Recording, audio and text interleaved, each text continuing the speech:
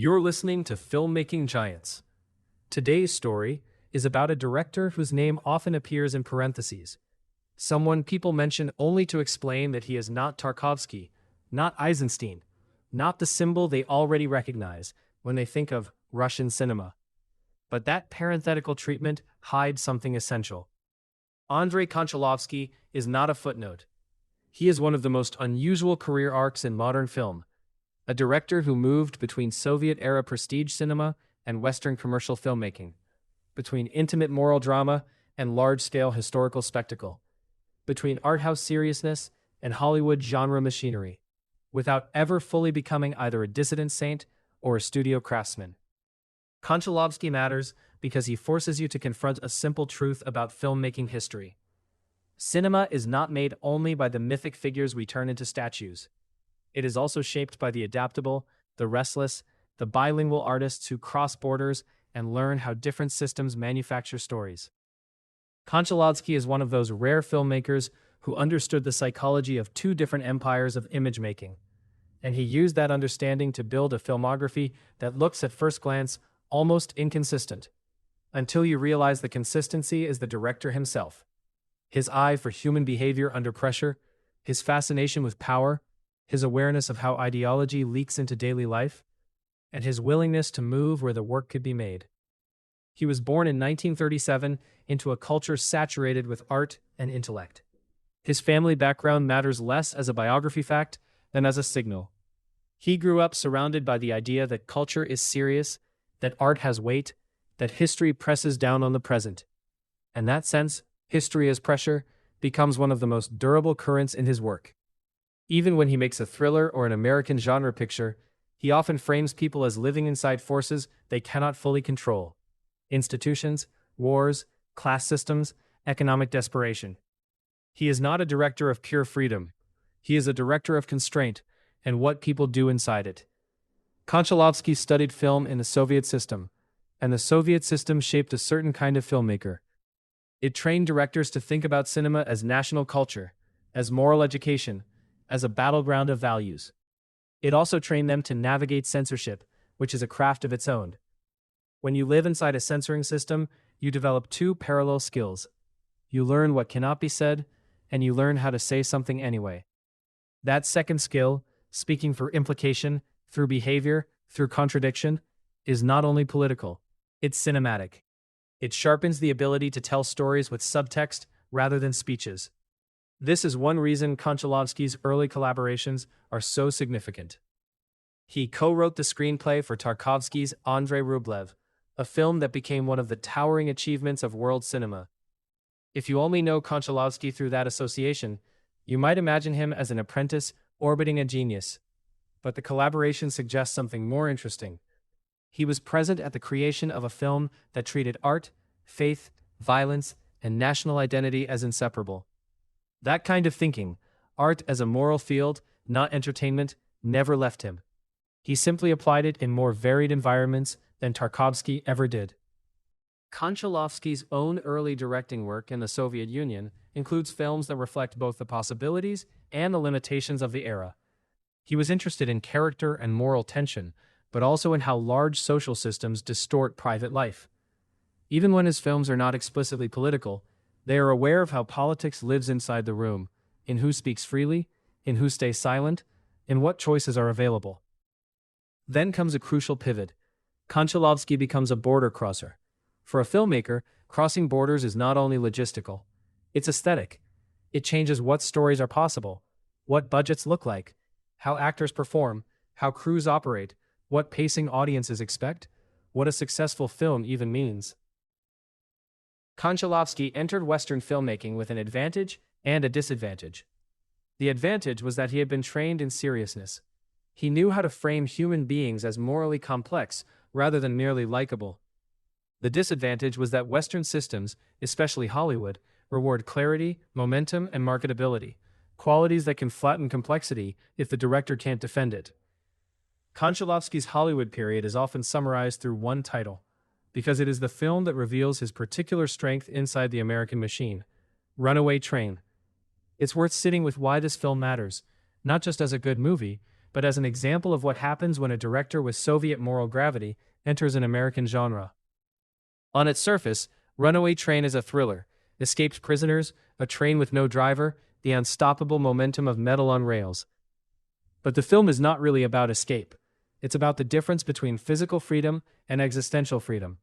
The train becomes a blunt metaphor, yes, but Konchalovsky's handling keeps it from becoming simple. The story traps men inside motion they can't stop. It turns velocity into fate. And within that trap, the characters reveal themselves. Their pride, their desperation, their capacity for cruelty, their flashes of unexpected tenderness. The craft lesson here is important. Konchalovsky uses genre as a delivery mechanism for philosophical pressure. He understands that a thriller gives you a clean spine, danger, urgency, ticking time, and then he loads that spine with moral weight. He doesn't interrupt the thriller to lecture, he lets the situation do the arguing. That is a director's skill, using circumstance to reveal character rather than using dialogue to explain it. Even the setting choices matter. Konchalovsky often places humans against environments that don't care about them: snow, machinery, institutions, history. This isn't just visual drama, it's a worldview. The world is large, people are fragile. The question is not whether you control your destiny, but what you do when you realize you don't. Now contrast that with his return to projects that feel more explicitly tied to Russian history and identity, such as Siberiad. This is where Konchalovsky's range becomes unmistakable. Siberiad is not a genre picture. It's a historical epic, sprawling and rooted in land, labor, and national transformation.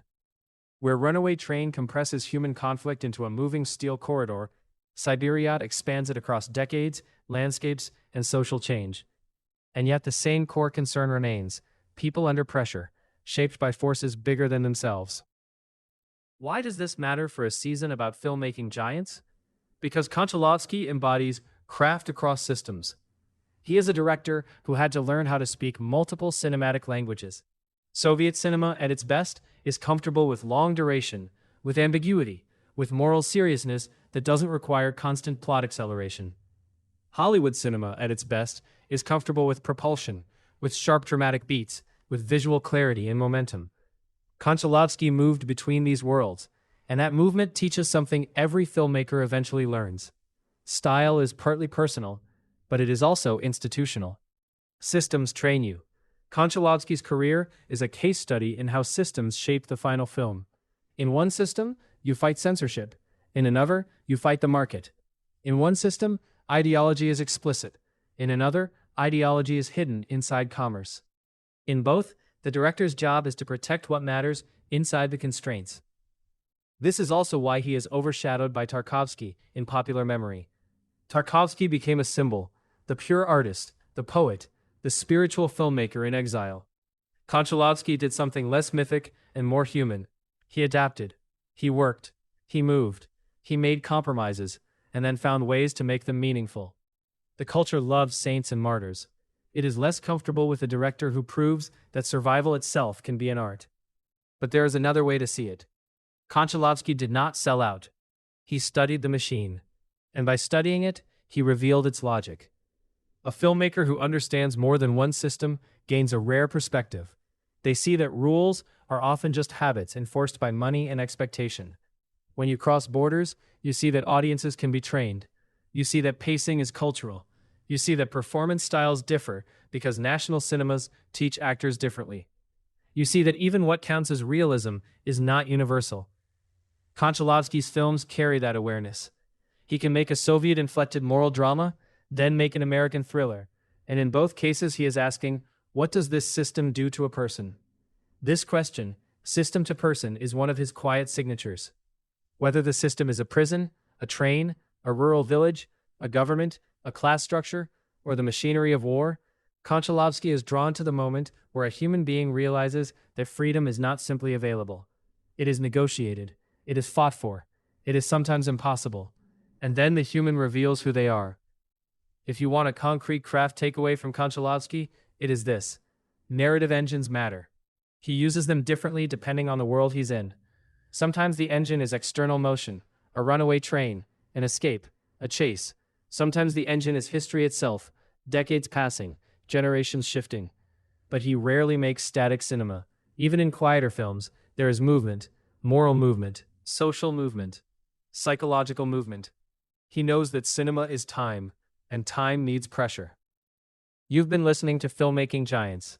Today we met Andrei Konchalovsky, the other titan of Russian cinema, whose career is less a single myth than a long crossing.